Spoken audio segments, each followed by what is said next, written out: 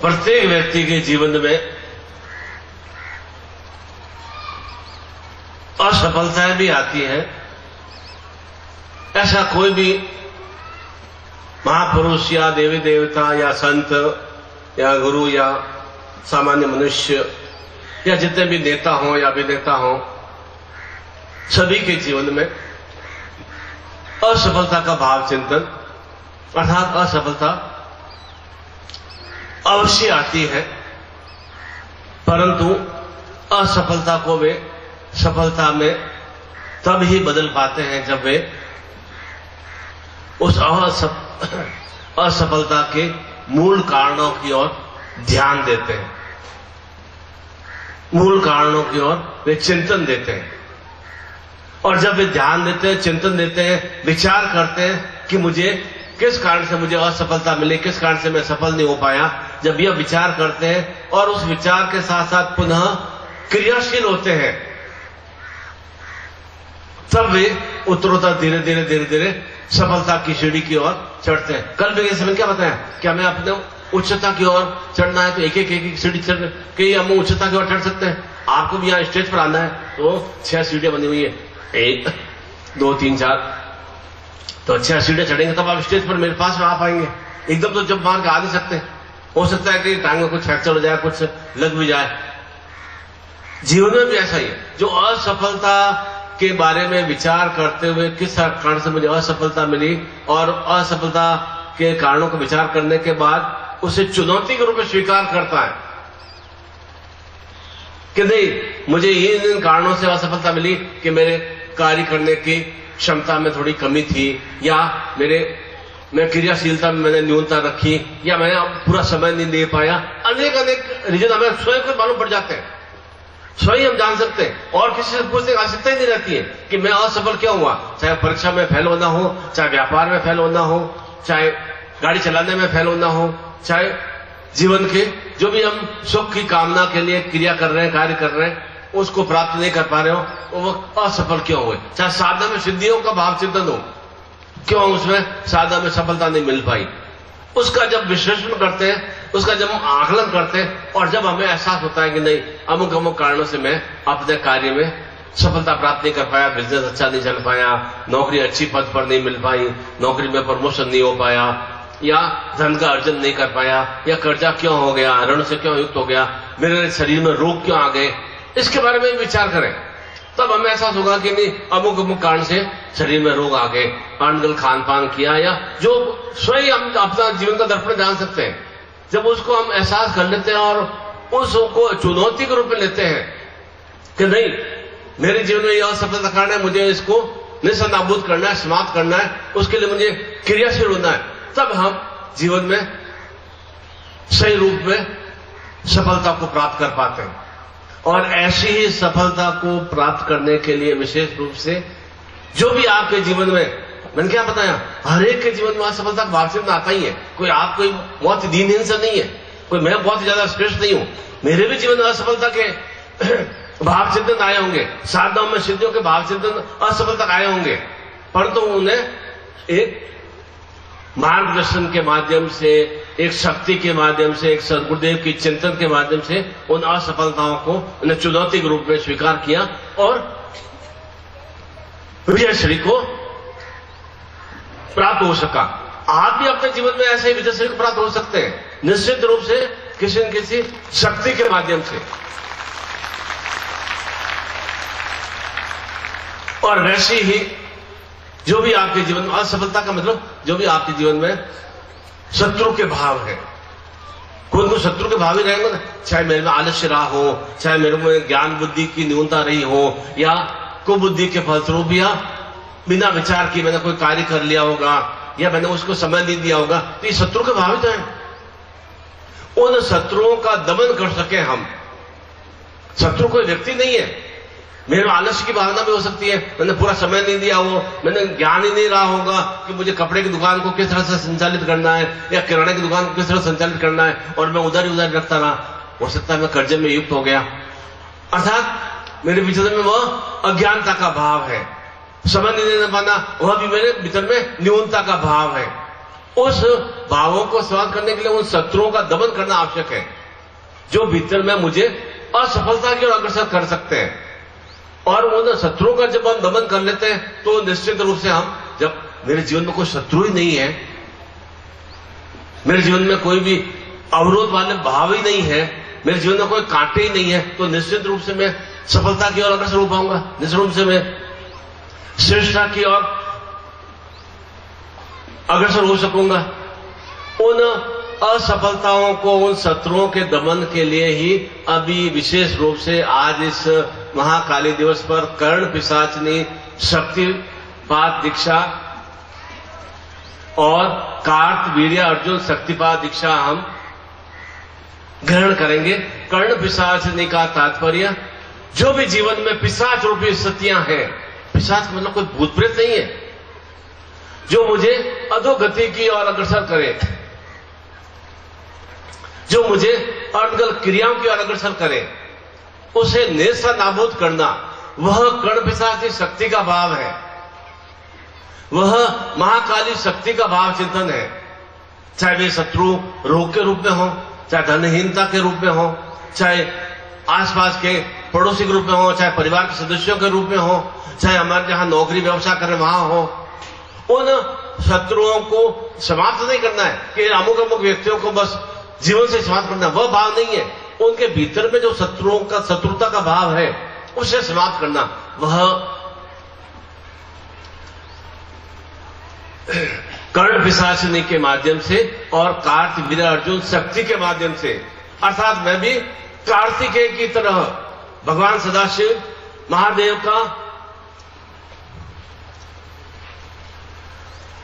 जो ज्येष्ठ पुत्र है कार्तिकेय, उन कार्तिकेय की तरह मैं विजयश्री को प्राप्त हो सकूं, सफलता को प्राप्त हो सकूं। और कार्तवीर्य अर्जुन, उस जैसे अर्जुन को भी किस तरह से ज्ञान दिया भगवान श्री कृष्ण ने, वैसा ही ज्ञान मुझे, ज्ञान का मतलब निरंतर शक्ति का भाव। ऐसा नहीं मैं 2 घंटे प्रवचन देकर चला जाऊंगा और फिर आपसे वापस से बात ही नहीं हो, निरंतर आपके भीतर में शक्ति का भाव चिंतन, वह कर्ण पिशाचनी के माध्यम से और कार्तवीर्य अर्जुन शक्ति के माध्यम से आपके जीवन में जो भी न्यूनता के भाव हैं, जो आपको पराभाव की और अधोगति की ओर अग्रसर कर रहे हैं, उन्हें समाप्त करना, वह हम शक्तिपात दीक्षा के माध्यम से, उस कर्ण पिशाचनी शक्ति के माध्यम से, अर्थात जो भी पिशाच रूपी, पिशाच का मतलब कितना विशाल विशाल आप मानते हैं, कितना विशाल विशाल पिशाच है, इतना विशाल विशाल प्रेत है, इस जीवन में भी जो दुख है ये भी पिशाच रूपी शक्तियां हैं। उन पिशाच रूपी स्थितियों को समाप्त करने के लिए उससे भी तीव्रतम हमें शक्ति के भाव को प्राप्त करना होगा, वह कर्ण पिशाचनी के रूप में और कार्तवीर्य अर्जुन शक्ति के रूप में हमें प्राप्त करना होगा। तब हमें पहले हमें अपने जीवन की भीतर की जो इन गंदगी है, अर्थात जो मवाद है, जो एक तरह से रस्सी का भाव है, जो एक भीतर में कीड़े कुलवा रहे हैं, दुख के रूप में, कष्ट के रूप में, बाधाओं के रूप में, अवनीति के रूप में, उन मवाद को, उन रस्सी को, उस जो षडांतपूर्ण स्थितियां हैं, उस षडांतपूर्ण स्थिति को समाप्त करने के लिए वह कार्तवीर्य अर्जुन शक्तिपात दीक्षा और कर्ण पिशाचनी शक्तिपात दीक्षा हम ग्रहण करेंगे। और तब हम बाद में विशेष रूप से वह त्रिशक्ति युक्त धन लक्ष्मी दीक्षा हम ग्रहण करेंगे। तो जीवन में जो हमारे लक्ष्य हैं, जो हमारा उद्देश्य है, उन लक्ष्यों को हम सही रूप से प्राप्त कर पाएंगे। तब हमारे जीवन में यह नया वर्ष एक सही रूप से सही सौगात लेकर आएगा। अन्यथा तो 15 भी बीत गया, 14 बीत गया, 13 बीत गया, 16 बीत जाएगा, कुछ भी क्रिया नहीं करेंगे 16 भी बीत जाएगा। तब जीवन में एक नवीन हर्ष का भाव चिंतन होगा, तब जीवन में एक उत्कर्ष का भाव चिंतन होगा। उन चुनौतियों को तब हम सही रूप से पूर्णता से समाप्त कर पाएंगे और उन्हें पार कर पाएंगे। तब हमारे जीवन के जो लक्ष्य हैं, उन लक्ष्यों को सही रूप से, जो संकल्प के भाव चिंतन हमने ग्रहण किए 2 दिवसों में, उन्हें तब हम संकल्प को शीघ्रता से, पूर्णता से प्राप्त कर पाएंगे। अन्यथा तो संकल्प करने से तो आप अभी भी संकल्प लेंगे कि बस आरोग्यता की प्राप्ति हो, धन लक्ष्मी की प्राप्ति हो, पुत्र पौत्र की प्राप्ति हो, तो क्या सभी को आरोग्यता की प्राप्ति होती है क्या? सभी को धन लक्ष्मी की प्राप्ति होती है क्या? क्योंकि हम क्रियाशील ही नहीं है। जो धन क्यों नहीं हमें प्राप्त हो रहा है? तो जो शत्रु बाधाएं हैं जो हमारे जीवन में धन को प्राप्त करने में बाधा अड़चने उत्पन्न कर रही हैं, उसको कर्ण पिशाच की चेतना के रूप में, शक्ति के रूप में उसे समाप्त करना, तो हमारा धन आने का मार्ग सुगम हो सकेगा। नहीं तो आप अधिक हमें तो साधक मुझे मिलते हैं, कहते हैं मैं तो बहुत परिश्रम करता हूं, मेहनत करता हूं, पर तो मुझे तो सही रूप में लक्ष्मी की प्राप्ति नहीं हो पाती, धन की प्राप्ति नहीं हो पाती, और धन के बिना तो 99% कार्य हमारे जीवन के पूर्ण नहीं हो पाते। इसलिए पहले हमें उस कर्ण पिशाच को पूर्ण से साक्षीभूत करना होगा, चाहे वो साधनात्मक मार्ग में भी हो। क्यों हमारा मन एकदम अनेक विचारों से युक्त होता है? क्यों हमारा मन भटकता है? मन में अनेक विचार आते हैं। पूजा के समय क्यों अनेक विचार आते हैं? पूजा के समय क्यों हमारे मन में अनेक शत्रुता के भाव आते हैं? अमुक व्यक्ति ने ऐसा बोल दिया, अमुक व्यक्ति ने ऐसा बोल दिया, भाई ने ऐसा बोल दिया, पिता ने ऐसा बोल दिया, पुत्र ने ऐसा बोल दिया, पड़ोस ने ऐसा बोल दिया। पूजा के हम तो भगवान के सामने बैठे हैं, गुरु के सामने बैठे हैं, दीप ज्योति जल रहा है, पर तो मन और कहीं उड़ान पड़ रहा है, कहीं हम मन विचरण कर रहा है, तब हमारी एकाग्रता आ नहीं रही। जब एकाग्रता नहीं आएगी तो साधनाओं में क्या मतलब गुरु भी सही रूप में नहीं आ पाएगा। साधनाओं तो बहुत दूर की बात, भुवनेश्वरी या मां काली या बगलामुखी तो बहुत दूर की बात, वह तो गुरु भी सामने नहीं आ पाएगा। फिर भले ही हम सामूहिक रूप से 21 तारीख का पूजन करें, चाहे 8 तारीख का पूजन करें, कुछ भी हमें जीवन में हासिल नहीं हो पाएगा जब तक जो भीतर में अंदर भाव चिंतन है,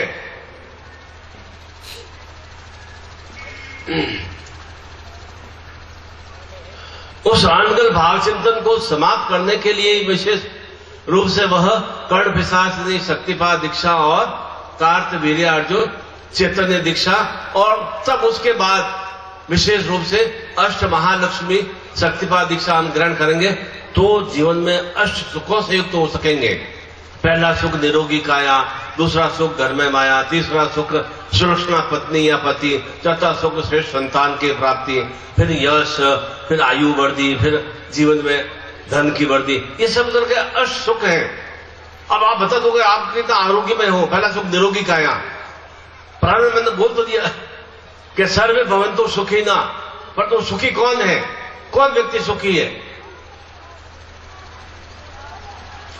और दूसरा सुख घर में माया, क्या घर में लक्ष्मी है? लक्ष्मी होती तो फिर आपको यहां आने की जरूरत क्या होती? फिर तो आप आनंद के साथ, प्रसन्नता के साथ और अधिक हर्ष उल्लास के साथ नूतन वर्ष को और अधिक चेतना के साथ मनाते। क्यों? एक चीज चेहरे पे मुर्दानगी, चेहरे पे एक निर्जीवता का भाव छाया हुआ है, अशांतता का भाव छाया हुआ, तनाव का भाव छाया हुआ है, क्योंकि ये निश्चिंत रूप से कुछ न कुछ मैली क्रियाएं पूरा आपके शरीर को, मन को, बुद्धि को, दिमाग को जकड़ा हुआ है। आप थोड़ी चाहते हैं नहीं मेरे चेहरे पे तनाव रहे, आप थोड़ी चाहते हैं मेरे शरीर में रोग रहे, आप थोड़ी चाहते हैं मैं व्यथित और गुस्से में, क्रोधित में मैं भाव रहूं। सब आप जानते हैं कि मैं क्रोध रहने से मेरे शरीर की हानि है, उदास रहने से या क्रोधित रहने से, चिंतित रहने से मेरे शरीर में ही मैं चिंता की ओर अग्रसर हो रहा हूं। आप सब जानते हैं, पर तो कोई ऐसी मैली क्रिया जो आपके पूरे रोम रोम को, करोड़ों जो तंतु हैं आपके देह में, उनको पूरा जकड़ा हुआ है। भले ही हम कहते हैं नहीं मैं तो बहुत फ्री हूं, बहुत ही एकदम, क्योंकि हमें दूसरों को दुख कहने से हमें भी एहसास है कि दूसरों को दुख बताने से भी कोई हमारे दुख खत्म नहीं होंगे या कम नहीं होंगे, और अधिक में हर्ष में रहेंगे, और अधिक में रस आएगा। हमारे दुख, हमें जो जीवन में हमारे कांटे हैं वो हमें एक शक्ति के माध्यम से, उपासक के माध्यम से, गुरु की चेतना के माध्यम से हमें जीवन के कांटों को निकालना है। यह भी आपको ज्ञान है। और वैसी क्रिया हम इस कर्ण पिशाच ने शक्तिपात दीक्षा के माध्यम से और कार्तवीर्य अर्जुन शक्ति के माध्यम से, अर्थात हम जीवन में रस, वीर्य, ओज, शक्ति से युक्त हों। भले 50 वर्ष हो गए तो ऐसा थोड़ी है कि मेरे अंदर रस नहीं होना चाहिए, वीर की शक्ति के भाव नहीं होना, ओज नहीं होना चाहिए, क्योंकि मेरे चेहरे में चमक होनी चाहिए। चेहरे पे चमक कहां आएगी? जब मन में चमक का भाव आएगा, आनंद का भाव आएगा। ऐसे मैं लीपा पोती कर दूंगा, पेस्ट लगा दूंगा, ऐसे करा दूंगा, चूना लगा दूंगा, उससे चेहरे पे चमक नहीं आएगी। एक भीतर में आनंद का भाव आना चाहिए। भीतर में हम स्वयं तो अंदर देखा से भीतर में आनंद से कितना युक्त है, भीतर में आनंद है ही नहीं। जब भीतर में आनंद नहीं है तो संसार में, परिवार में भी आनंद नहीं है। हमें कौन, हम पत्नी से खुश हैं या पति से खुश हैं, बच्चों से खुश हैं या मित्रों से या रिश्तेदारों से खुश हैं? क्योंकि भीतर में खुशी नहीं है, इसलिए हम दूसरों से खुश हो नहीं पाते, भीतर में प्रसन्नता का भाव नहीं है। उन अप्रसन्नता को, उस जो भी जीवन में दुख के भाव चिंतन है, जो भी रोग के भाव चिंतन है, जो भी हमें जीवन में जो जकड़ा हुआ है, इस संकट दिवस पर उसे चुनौती के रूप में स्वीकार करना है। और चुनौती कोई कठिन नहीं है, को हो आपको कोई बहुत ही बड़ा कोई ना मतलब हिमालय को डागना है, हिमालय को पार करना है, वैसा नहीं है। चुनौती आपके लिए असंभव नहीं है। असंभव इसलिए नहीं है क्योंकि आपके भीतर में निखिल की शक्ति का भाव है, इसलिए आपके लिए कोई असंभव कार्य नहीं है।